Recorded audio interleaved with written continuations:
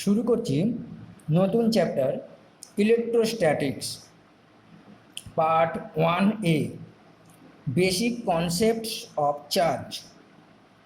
কারণ প্রথম প্রশ্ন হচ্ছে যে চার্জ কি বা আধান কি, এই প্রশ্ন যদি করা হয় তাহলে ছেলেমেয়েরা প্রথমেই তাদের মাথায় আসবে যে কোন কোন পদার্থের চার্জ আছে। প্রথমে তারা বলবে ইলেকট্রন, প্রোটন, এদের চার্জ আছে। কিন্তু ইলেকট্রন বা প্রোটন কিন্তু কোনো চার্জ নয়, এরা কণা বা পার্টিকেল, কোনো পরমাণুর ফান্ডামেন্টাল পার্টিকেলস। ইলেকট্রন, প্রোটন আর নিউট্রন। নিউট্রনের চার্জ নেই, ইলেকট্রনের নেগেটিভ চার্জ এবং প্রোটনের পজিটিভ চার্জ। তাহলে চার্জ বা আধান বলতে কি বোঝায় এ সম্বন্ধে একটা বেসিক আইডিয়া বা ধারণা আমাদের পেতে হবে। ঠিক আছে, ইলেকট্রন আর প্রোটনের চার্জ আছে, কিন্তু ইলেকট্রন প্রোটন কিন্তু কোনো চার্জ নয়, ওরা হচ্ছে পার্টিকেল, কণা। বড় পদার্থ হলে বস্তু, সেই বস্তুর চার্জ আছে, অর্থাৎ তাকে বলা চার্জড বডি, তড়িতাহিত বস্তু বলা হবে। কিন্তু চার্জ কি? তো চার্জ বা আধান হলো পদার্থের একটি সহজাত ধর্ম। প্রত্যেক পদার্থের মধ্যে, প্রত্যেক বস্তুর মধ্যে চার্জ আছে। চার্জ এমন একটা বিশেষ ধর্ম যেটা প্রত্যেক বস্তুর মধ্যে আছে। এখন প্রশ্ন হতে পারে, যদি প্রত্যেক বস্তুতে যদি চার্জ থাকে তাহলে তাতে হাত দিলে শক হয় না কেন? তোমরা জানো পরমাণু হচ্ছে নিস্তড়িত, অথচ তাতে ইলেকট্রনগুলো পরমাণুর চারদিকে, মানে নিউক্লিয়াসের চারিদিকে ঘুরতে থাকে। নিউক্লিয়াসে থাকে পজিটিভ আধানগ্রস্ত প্রোটন, ফলে সমান সংখ্যক প্রোটন আর সমান সংখ্যক ইলেকট্রন, যাদের চার্জ সমান কিন্তু বিপরীত আধানগ্রস্ত, ফলে একে অপরকে প্রশমিত করে, তাই পরমাণু নিস্তড়িত। এটা আমরা ছোট্টবেলা থেকে ক্লাস 7 থেকে পড়াশোনা করে আসছি, এটা আমরা জানি। ঠিক আছে, কিন্তু চার্জ কি? চার্জ হচ্ছে একটা intrinsic property of matter. Intrinsic property of matter অর্থাৎ সহজাত ধর্ম। আমরা চার্জ সম্পর্কে একটু পড়ব, একটু চারিদিকে গুছিয়ে লিখব যাতে আমাদের পড়তে সুবিধা হয়। তো প্রথম কথা যেটা পেলাম যে চার্জ হলো ইন্ট্রিনসিক প্রপার্টি অফ ম্যাটার অর্থাৎ পদার্থের সহজাত ধর্ম, লিখলাম এক। এরপর আমরা আলোচনা করব যে স্ট্যাটিক ইলেকট্রিসিটি অর্থাৎ স্থির তড়িৎ, স্ট্যাটিক ইলেকট্রিসিটি বা স্থির তড়িৎ। এখন স্থির তড়িৎ পড়তে গেলে এইখানে কথার মধ্যে লুকিয়ে আছে স্থির তড়িৎ, অর্থাৎ ওই আধানটা স্থির থাকবে। তাহলে আরেকটা প্রশ্ন চলে আসছে, যা পয়েন্ট, যে আধান ইন রেস্ট অর্থাৎ স্থির থাকবে, আধানটা স্থির থাকবে। এই আলোচনাতে স্ট্যাটিক ইলেকট্রিসিটি অর্থাৎ স্থির তড়িৎ পড়তে গেলে, তো ক্লাস 8-এ আমরা স্থির তড়িৎ নিয়ে একটু পড়াশোনা করেছি। কি পড়েছি না, সেখানে কাঁচ আর পশমের মধ্যে ঘষাঘষি করা হয়েছে, ফলে একটিতে পজিটিভ আধান, একটিতে নেগেটিভ আধান সৃষ্টি হয়েছে। ঠিক আছে, ফলে যেহেতু একটিতে পজিটিভ একটি নেগেটিভ আধান সৃষ্টি হয়েছে, পরস্পর আকর্ষণ হবে, ইত্যাদি ইত্যাদি। তো এর সম্পর্কে একটু পুরনো দিনের কথা আমরা বলার চেষ্টা করি, যে কীভাবে এই স্থির আধান আসে। আর ইলেকট্রন শব্দটা আধানের সাপেক্ষে, আধান আলোচনা করতে গেলে প্রথমে আমাদের মাথায় স্ট্রাইক করে, প্রথমে যে শব্দটা আমাদের মাথার মধ্যে চলে আসে সেটা হচ্ছে ইলেকট্রন। কি শব্দ চলে আসে না, ইলেকট্রন শব্দটা চলে আসে। তো এই ইলেকট্রন শব্দটা কেন হঠাৎ করে এলো? প্রথমে গ্রিক দার্শনিক থেলস, উনি বলেন বা লক্ষ্য করে দেখেছেন অ্যাম্বার ভার্সাস পশম, অ্যাম্বার আর পশমের মধ্যে ঘষাঘষি করে আর টুকরো টুকরো আঁকা কাগজে স্পর্শ করে দেখেন যে কাগজের টুকরোগুলো অ্যাম্বারে আকর্ষণ করছে। এই ঘটনা, এটা কিন্তু একটা ঘটনা, ঠিক আছে? এই ঘটনাটা তিনি লক্ষ্য করেন এবং একটা তড়িৎ ধারণা নিয়ে আসার চেষ্টা করেন। পরবর্তীকালে উইলিয়াম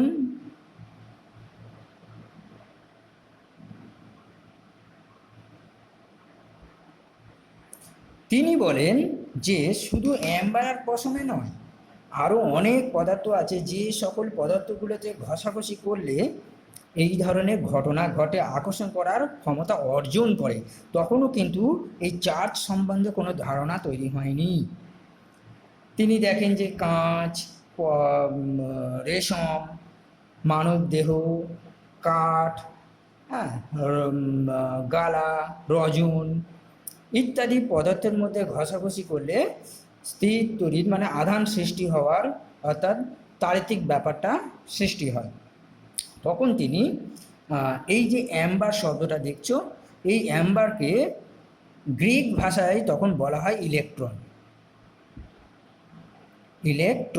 গ্রিক ভাষায় অ্যাম্বার মানে হলো ইলেকট্রন, এবং তড়িৎ এই শব্দটি বা ইলেকট্রিসিটি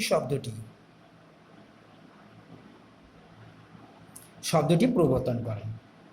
এখান থেকেই ইলেকট্রন চার্জের যাত্রা শুরু হয়, ঠিক আছে?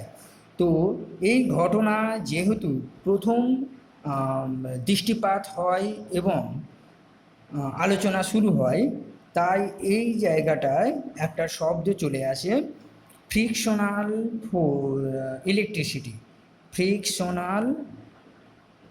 ইলেকট্রিসিটি। কেন ফ্রিকশনাল ইলেকট্রিসিটি? কারণ ঘর্ষণের ফলে তড়িৎ সৃষ্টি হয়। তাহলে লেখা যাক, ঘর্ষণের ফলে তড়িৎ সৃষ্টি। এখান থেকে প্রথম তড়িৎ সৃষ্টি হয়, অর্থাৎ কিনা ঘর্ষণজাত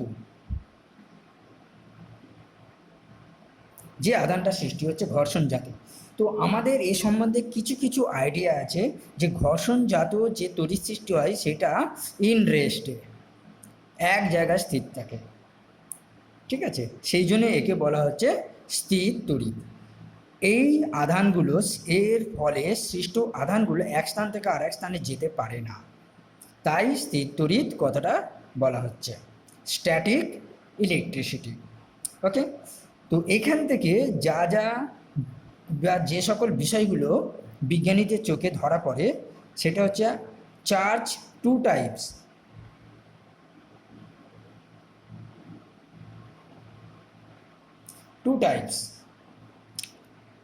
ওয়ান টাইপ হচ্ছে পজিটিভ, আর এক টাইপ হচ্ছে নেগেটিভ, ঠিক আছে? এটা আমরা সকলেই জানি। পরবর্তীকালে বেঞ্জামিন ফ্রাঙ্কলিন তিনি একটা স্থির তড়িৎ শ্রেণী তৈরি করেছিলেন, সেটা আমরা আলোচনা করব। বেঞ্জামিন ফ্রাঙ্কলিন একটা স্থির তড়িৎ শ্রেণী তৈরি করেছেন। সেই স্থির তড়িৎ শ্রেণীটা আমি নোট করে দিচ্ছি, তোমাদের বইতেও আছে। স্থির তড়িতে 12টি পদার্থের উল্লেখ আছে, এগুলো র্যাঙ্কিং আছে: পশম, কাঁচ, কাগজ, রেশম, কাঠ, মানবদেহ, ধাতব পদার্থ, অ্যাবোনাইট, গালা, অ্যাম্বার, রজন ও সেলুলয়েড। এখানে দেখা যাচ্ছে যে হায়ার অর্ডার অর্থাৎ যে কোনো দুটো পদার্থ বেছে নাও। আমি পশম আর কাঁচ বেছে নিলাম। পশম ও কাঁচ যদি পরস্পর ঘষাঘষি করি তাহলে উপরের অর্ডারে যে পদার্থ আছে সেখানে পজিটিভ আধানের সৃষ্টি হবে, আর নিচের অর্ডারে যে থাকবে সেখানে নেগেটিভ আধানের সৃষ্টি হবে। তাহলে হায়ার অর্ডারে পজিটিভ, লোয়ার অর্ডারে নেগেটিভ। তাহলে পশমে হবে পজিটিভ আধানের সৃষ্টি হবে, আবার কাঁচে নেগেটিভ আধানের সৃষ্টি হবে। এরপরে যদি আমি কাঁচ আর রেশম বেছে নিই তাহলে কি হবে? কাঁচের মধ্যে, কাঁচটা যেহেতু 2 নম্বর আর রেশম হচ্ছে 4 নম্বরে, তাহলে কাঁচে পজিটিভ আধানের সৃষ্টি হবে আর রেশমে নেগেটিভ আধানের সৃষ্টি হবে। ক্লাস 8-এ তোমাদের এই বিষয়টা ভালোভাবে বোঝানো হয়েছে। এইভাবে দুটো পদার্থের মধ্যে ভিন্ন পদার্থের মধ্যে ঘষাঘষি করলে বা ঘর্ষণ করলে একটিতে পজিটিভ আধান আর একটিতে নেগেটিভ আধানের সৃষ্টি হয়। এটা হচ্ছে স্থির তড়িৎ শ্রেণী, যেটা বেঞ্জামিন ফ্রাঙ্কলিন এই শ্রেণীটা বানিয়েছিলেন। পরবর্তী একটা আলোচনা করব, সেটা হচ্ছে খুব গুরুত্বপূর্ণ। বেঞ্জামিন ফ্রাঙ্কলিন এই ঘটনার মধ্যে দিয়ে বা বিজ্ঞানীরা এই ঘটনার মধ্যে দিয়ে দুটি ফান্ডামেন্টাল প্রিন্সিপল অর্থাৎ মৌলিক নীতি নির্ধারণ করেন। সেই মৌলিক নীতি হচ্ছে যে সমজাতীয় আধান অর্থাৎ দুটো পজিটিভ আধান পরস্পরকে বিকর্ষণ করবে আর দুটো নেগেটিভ আধানও পরস্পরকে বিকর্ষণ করবে, আর একটি পজিটিভ আর একটি নেগেটিভ আধান পরস্পরকে আকর্ষণ করবে। ঠিক আছে, এটাও আমরা সকলে জানি, সেটা আমি নোট করছি। 1 নম্বর, সমজাতীয় আধান পরস্পরকে বিকর্ষণ করে, ভিন্ন জাতীয় আধান পরস্পরকে আকর্ষণ করে, এটা আমরা প্রত্যেকে জানি। এরপর আলোচনা করব আরেকটা গুরুত্বপূর্ণ পয়েন্ট, সেটা হচ্ছে তড়িৎ বল। তো একটা আধান রাখলাম, সেখানে আরেকটি আধানকে নিয়ে এলাম। এই যে আধানটা রয়েছে, মনে করো এটা একটা আধান, এই আধানের কাছে যদি আমি অন্য একটা আধান নিয়ে আসি তাহলে হয় আকর্ষণ করবে নাহলে বিকর্ষণ করবে। যেহেতু সমজাতীয় আধান, যদি পজিটিভ আধান নিয়ে আসি তাহলে বিকর্ষণ করবে, আর যদি নেগেটিভ আধান নিয়ে আসি তাহলে আকর্ষণ করবে। ঠিক আছে, তাহলে তড়িৎ বল এটাও একটা প্রপার্টি, অর্থাৎ পদার্থের যে বিশেষ ধর্মের জন্য দুটি কণা তড়িৎ বল ক্রিয়া করে। অর্থাৎ এখানে একটা পার্টিকেল রাখলাম আর এটা একটা পার্টিকেল আনতে দেখা গেলো আকর্ষণ করছে, তার মানে আকর্ষণ বল অনুভব হলো। এরা দুজনে কিন্তু কণা, পার্টিকেল, এরা দুজনে কিন্তু চার্জ না। আর যদি দেখা যায় যে এটা পজিটিভ আর এটা নেগেটিভ কাছাকাছি আনতে আকর্ষণ করলো, তাহলে কিসের জন্য হলো? না, এর মধ্যে পজিটিভ আধান আছে, এর মধ্যে নেগেটিভ আধান আছে, সেই জন্য এই আধান শব্দটার উপর জোর দাও। এই আধানের জন্যই কিন্তু হয় আকর্ষণ হচ্ছে নাহলে বিকর্ষণ হচ্ছে। সেই জন্য এই আধান হচ্ছে একটা বিশেষ ধর্ম, যে ধর্মের জন্য দুটি কণা তড়িৎ বল ক্রিয়া করে। ঠিক আছে, তো তাকেই বলা হচ্ছে তড়িৎ আধান। তোমাদের আরেকটা উদাহরণ দিয়ে বোঝানোর চেষ্টা করি। মহাকর্ষ বল কাকে বলে? মহাকর্ষ বল, না, এই মহাবিশ্বে দুটি বস্তু কণা পরস্পরকে আকর্ষণ করে, সেখানে কিন্তু কোনো বিকর্ষণ বল নেই, তো পরস্পরকে আকর্ষণ করে। তো যদি এই দুটো কণা নিই তাহলে আকর্ষণ বল বেশি হবে নাকি এই দুটো কণা নিলে আকর্ষণ বেশি হবে? দেখো, আগেরটা হচ্ছে এইটা ছোট বস্তু, এটা বড় বস্তু, আকর্ষণ বলের মান যদি 1 হয় তাহলে এটা হচ্ছে বড় বস্তু, এর ভর বেশি, আর এর আকর্ষণ বল আরেকটু বেশি হবে। সুতরাং কণাগুলো ভর যদি বৃদ্ধি পায় আকর্ষণ বল বৃদ্ধি পাবে, কণাগুলির ভর যদি কম হয় আকর্ষণ বল কম হবে। সুতরাং ওখানে বিশেষ ধর্মটি হলো ভর। তাহলে মহাকর্ষ বলের ক্ষেত্রে বিশেষ ধর্ম, যার জন্য মহাকর্ষ বল বেশি হবে না কম হবে, সেইটা হচ্ছে ভর। অর্থাৎ মহাকর্ষ বল কম হবে বা বেশি হবে তা নির্ভর করে ভরের উপর। তাহলে এই ভরটা হচ্ছে একটা বিশেষ ধর্ম পদার্থের ক্ষেত্রে। সেই রকম তো আকর্ষণ বল বেশি হবে না কম হবে সেটা নির্ভর করে তড়িৎ আধান এই বিশেষ ধর্মের উপর নির্ভর করে। নেক্সট আলোচনা করছি যে আমরা তো আধান বলতে গেলে সাধারণত প্রোটন আর নিউট্রন ইলেকট্রনের কথা চলে আসি। ঠিক আছে, তাহলে প্রোটন যাকে পি দিয়ে প্রকাশ করা হয়, আর ইলেকট্রন যাকে আমরা ই দিয়ে প্রকাশ করি, এদের মান হচ্ছে প্লাস মাইনাস ধরেই করছি, প্লাস হচ্ছে প্রোটন আর ইলেকট্রন হচ্ছে মাইনাস, মান হচ্ছে 1.6 × 10⁻⁹ কুলম। ঠিক আছে, কুলম হচ্ছে ইয়াদের একক। পৃথিবীতে এটাই হচ্ছে সর্বনিম্ন মান, এর চেয়ে কম মান আর হয় না। ঠিক আছে, সর্বনিম্ন আধান, এর চেয়ে এখন পর্যন্ত যা পাওয়া গেছে এটাই হচ্ছে সর্বনিম্ন মান। এটাও একটা ধর্মের মধ্যে বা একটা পয়েন্টের মধ্যে আমি নিয়ে এলাম। এরপর সবচেয়ে গুরুত্বপূর্ণ আলোচনাটা, এটা একটু মন দিয়ে বুঝবে, আর এটাই মেন এবং ভাইটাল। 3 প্রপার্টিস, এখানে 3টে প্রপার্টিসের কথা আমি আলোচনা করব। তো চার্জের 3টে প্রপার্টি মেনে চলে। 1 নম্বর প্রপার্টি হচ্ছে নাম অ্যাডিটিভ। অ্যাডিটিভিটি অফ চার্জ, অর্থাৎ আধানের সংযোগ।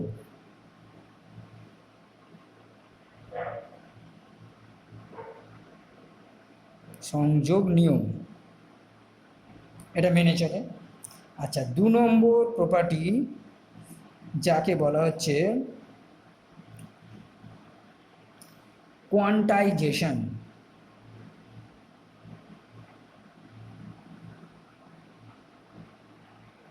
অফ চার্জ,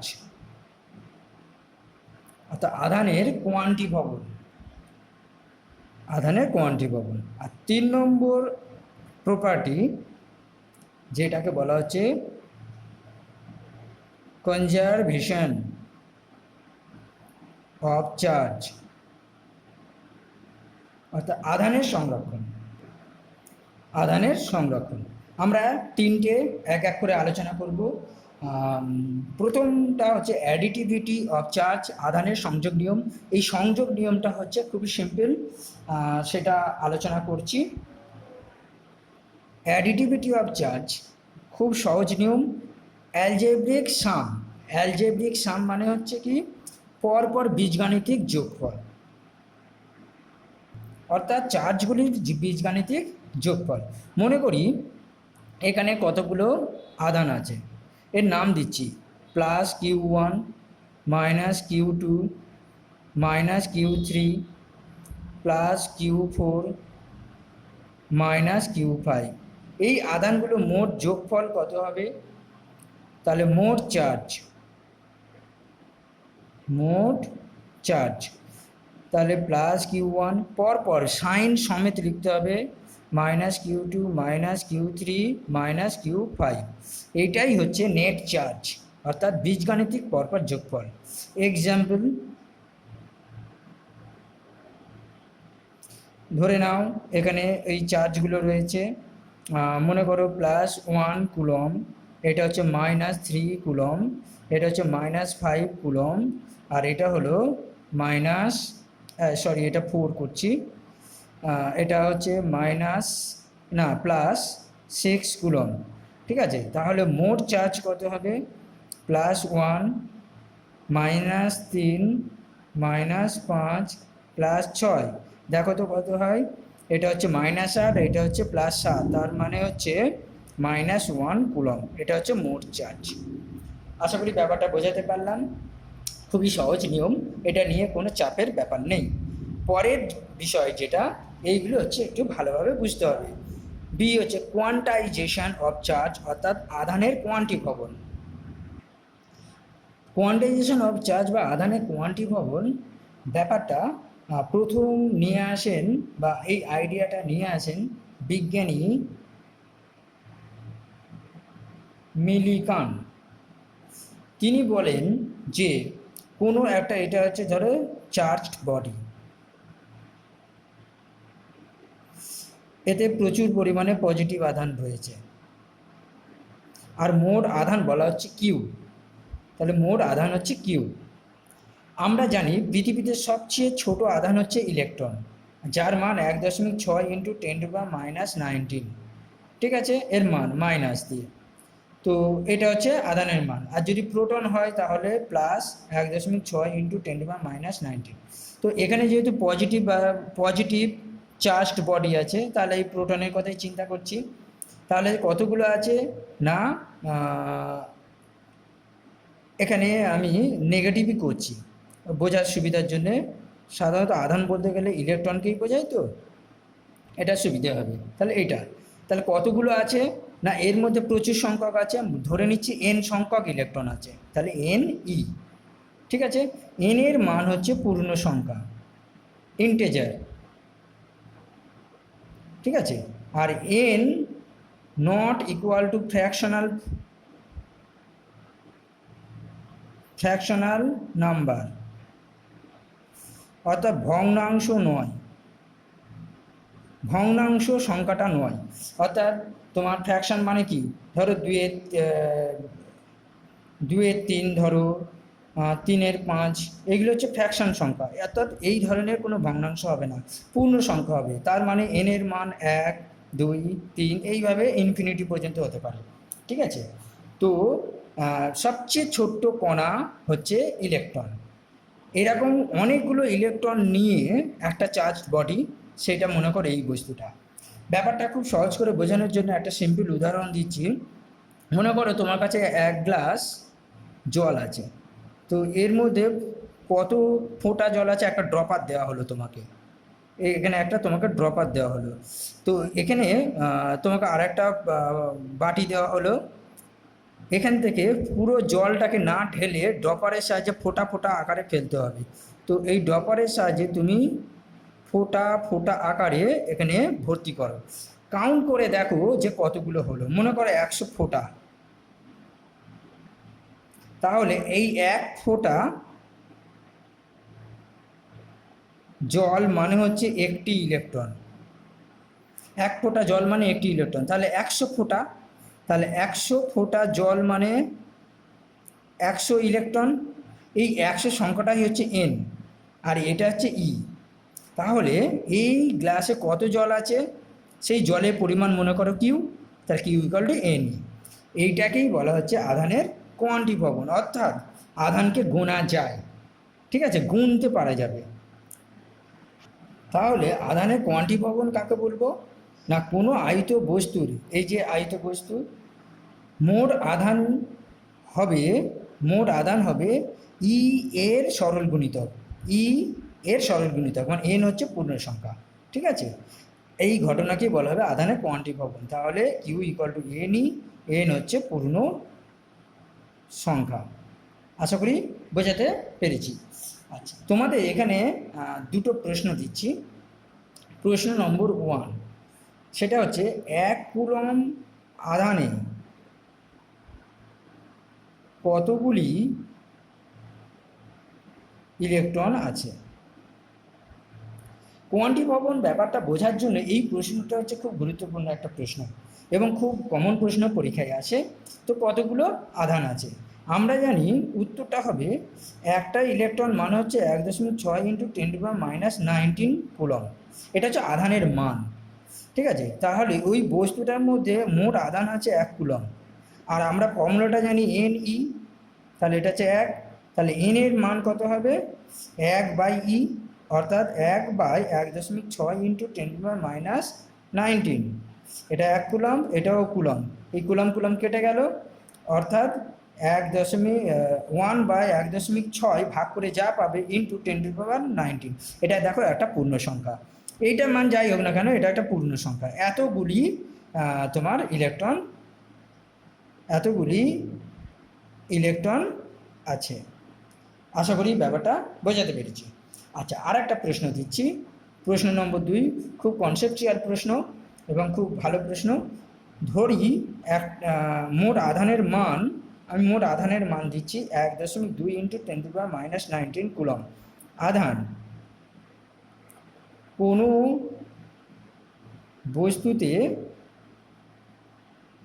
বস্তুতে পাঠানো সম্ভব কি? ধরো আমি একটা বস্তু নিলাম, এই বস্তুতে এই পরিমাণ আধান আমি দিতে চাইছি, তাহলে কি আমি পারবো দিতে? হ্যাঁ, তো সেটা পারা যায় কিনা দেখা যাক। তো মনে করি Q equal to N E, ফর্মুলায় বসিয়ে দাও। উত্তর, এই কিউর মান হচ্ছে 1.2 × 10⁻⁻19 ইকুয়াল টু এন, আর এইটা হচ্ছে 1.6 × 10⁻⁻19। এটা কেটে গেল, তাহলে এন এর মান কত হবে দেখো, এন এর মান 1.2/1.6, অর্থাৎ 12/16। 4 দিয়ে কাটলে 3, 4 দিয়ে কাটলে 4, 3 × 4। এইটা কিন্তু একটা ভগ্নাংশ সংখ্যা, তারপরে সম্ভব কি? It is not possible to transfer to A body. কোনো বস্তুতে এই পরিমাণ আধানকে পাঠানো সম্ভব নয়। আধানের সংরক্ষণ অর্থাৎ কনজারভেশন অফ চার্জ, এটা মোটামুটি আমরা সকলেই জানি যে নেট চার্জ কনস্ট্যান্ট হয়। বিচ্ছিন্ন বস্তুর সংস্থার মোট আধান সর্বদা ধ্রুবক থাকে। দু নম্বর, আধান সৃষ্টি করা যায় না, ধ্বংস করাও যায় না। আমরা যেমন শক্তির ব্যাপারটা জানি, শক্তি ধ্বংস করা যায় না, সৃষ্টি করা যায় না, আধানের ক্ষেত্রেও তাই। আর আধান কেবলমাত্র স্থানান্তর যোগ করা যায়, অর্থাৎ একটি বস্তু থেকে আরেকটা বস্তুতে শুধু ট্রান্সফার করা যায়, হ্যাঁ, ভাগ করে দেওয়া যায়, কিন্তু ওকে ধ্বংস করা যাবে না, সৃষ্টি করা যাবে না। তো এইটা নিয়ে একটু ব্যাখ্যা করি। এক্সপ্লেনেশন করতে গেলে আমরা কী কীভাবে করতে পারি। এক হচ্ছে ঘর্ষণজাত, অর্থাৎ ঘষার মাধ্যমে যে আদান সৃষ্টি হয়। আমরা আগে আলোচনা করেছি কাঁচ আর পশম যদি ঘষাঘষি করার আগে মোট চার্জ ছিল 0। এবারে ঘষাঘষি করার পর কাঁচে আমরা নেগেটিভ আদানের সৃষ্টি হয় দেখেছি, আর পশমে হয় পজিটিভ আদানের সৃষ্টি। ঠিক আছে, তাহলে এর মোট আদান -Q, এর মোট আদান হচ্ছে +Q। কিন্তু কনজারভেশন কি বলছে না, মোট আদান 0 হবে। তার মানে এখান থেকে আমরা বলতে পারি যে মোট Q আদান হচ্ছে -Q আর +Q। দেখো দুজনে কিন্তু সমান পরিমাণ এবং সমান পরিমাণ আদান সৃষ্টি হবে, একটা পজিটিভ একটা নেগেটিভ, সেই জন্য মোট চার্জ 0 হলো। ঠিক, এরপর আমরা আলোচনা করব বিক্রিয়াজাত। এটা আমরা সকলেই জানি। সোডিয়াম ক্লোরাইড ভেঙে গিয়ে সোডিয়াম ক্যাটায়ন ও ক্লোরিন অ্যানায়ন উৎপন্ন হয়। তাহলে সোডিয়ামের মধ্যে আধানের পরিমাণ হচ্ছে +Q এবং ক্লোরিনের মধ্যে আধানের পরিমাণ -Q। তাহলে এদের মোট আধান কত হবে? Q +Q - Q = 0। সুতরাং এখানে দেখা গেল যে বিক্রিয়ার পরে মোট আধানটা 0। আর একটা আমরা উদাহরণ দেব, H2SO4।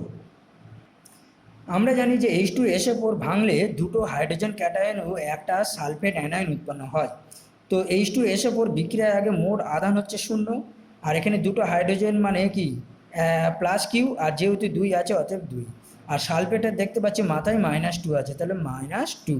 তো এই দুটো যোগ করলে আমরা কি দেখতে পাই না, Q = +2Q, এটা হচ্ছে -2Q। তাহলে মোট আধান 0, অর্থাৎ কোনো সৃষ্টি বা ধ্বংস হয় না, নেট আধান কিন্তু 0ই থাকছে, অর্থাৎ প্রসম থাকছে। 3 নম্বর মাধ্যমে আমরা যেটা বোঝাতে চাইছি সেটা হচ্ছে যুগল উৎপাদন। তোমাদের সিলেবাসে নেই, কিন্তু যেহেতু আলোচনা হচ্ছে তাই আলোচনার পরিপ্রেক্ষিতে শব্দটা চলে এসেছে। যুগল উৎপাদন বা পেয়ার প্রোটেকশন, এটা হয় কি না, ফোটন কণা একটা বিশেষ প্রক্রিয়ার মাধ্যমে শুরুতেই ফোটন কণার মোট আধানটা 0 থাকে, অর্থাৎ আনচার্জড। ক্লিয়ার? এই ফোটন কণাটা ভেঙে গিয়ে একটা হচ্ছে ইলেকট্রন সৃষ্টি করে, আর একটা পজিট্রন সৃষ্টি করে। যেহেতু এর নেগেটিভ, এর নাম হচ্ছে পজিট্রন। তো দেখা গেল যে এর নেট চার্জ হচ্ছে ধরো -E আর হচ্ছে +E, তো যোগফল হচ্ছে 0। সুতরাং কনজারভেশন অফ চার্জের যে ব্যাখ্যাটা দিলাম আশা করি বুঝতে পেরেছো। আমরা নেক্সট আইটেমে চলে যাচ্ছি।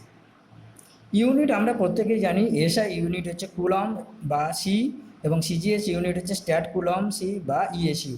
আর 1 কুলম মানে 3 × 10⁹ ইএসইউ, এটা মুখস্থ রাখবে। আর মাত্রাটা আমরা জানি IT।